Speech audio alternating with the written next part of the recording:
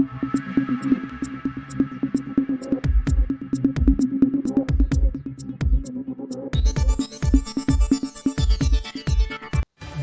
വായുമലിനീകരണത്തിൽ പ്രധാനമന്ത്രിയുടെ ഓഫീസ് കർശന മുന്നറിയിപ്പ് നൽകി. ഇലക്ട്രിക് വാഹനങ്ങൾ ഉപയോഗിക്കണമെന്ന് നിർദ്ദേശം. കഴിഞ്ഞ വർഷം 21 ലക്ഷം മൊബൈൽ നമ്പറുകൾ ബ്ലോക്ക് ചെയ്തതായി ട്രായ് അറിയിച്ചു. ഈ നമ്പറുകളിലൂടെയാണ് തട്ടിപ്പുകാരും മറ്റ് സ്ഥാപനങ്ങളും കോളുകളും സന്ദേശങ്ങളും അയച്ചിരുന്നത്. തമിഴ്നാട്ടിൽ രൂക്ഷമായ മഴക്കെടുതിയിൽ 5 മരണം. തൂത്തുക്കുടി മെഡിക്കൽ കോളേജിൽ വെള്ളം കയറി. ഒരു സ്ത്രീ തിരുവാരൂരിൽ ഷോക്കേറ്റ് മരിച്ചു. സംസ്ഥാനത്ത് തദ്ദേശ തിരഞ്ഞെടുപ്പിൽ വാർഡുകൾ കൂടിയെങ്കിലും സ്ഥാനാർത്ഥികൾ കുറഞ്ഞതായി കണക്കുകൾ. മത്സരരംഗത്ത് 75,013 സ്ഥാനാർത്ഥികൾ. ട്രെയിനിൽ നിന്ന് മദ്യപൻ ചവിട്ടിത്തള്ളിയിട്ട ശ്രീകുട്ടിയുടെ നിലയിൽ നേരിയ പുരോഗതി. വെന്റിലേറ്റർ നീക്കി. ഓക്സിജൻ സപ്പോർട്ട് തുടരുന്നു.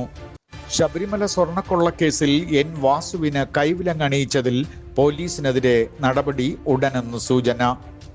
ഓച്ചിറയിലും ആലപ്പുഴയിലും മേൽപ്പാലങ്ങളുടെ പണി നടക്കുന്നതിനാൽ ഇന്നും നാളെയും തീവണ്ടി ഗതാഗതത്തിൽ നിയന്ത്രണം ഏർപ്പെടുത്തി.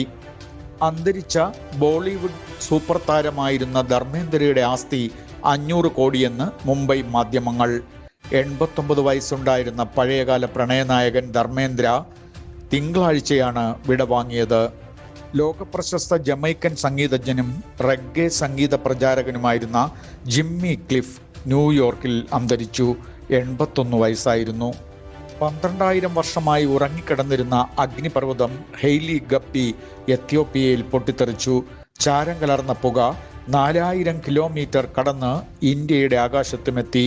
ഇതോടെ പല അന്താരാഷ്ട്ര വിമാനങ്ങളും റദ്ദു ചെയ്തു. വാർത്തകൾ ഇതുവരെ ഇവിടെ പൂർണ്ണമാകുന്നു. കൂടുതൽ വാർത്തകളുമായി വീണ്ടും കാണാം. നമസ്കാരം.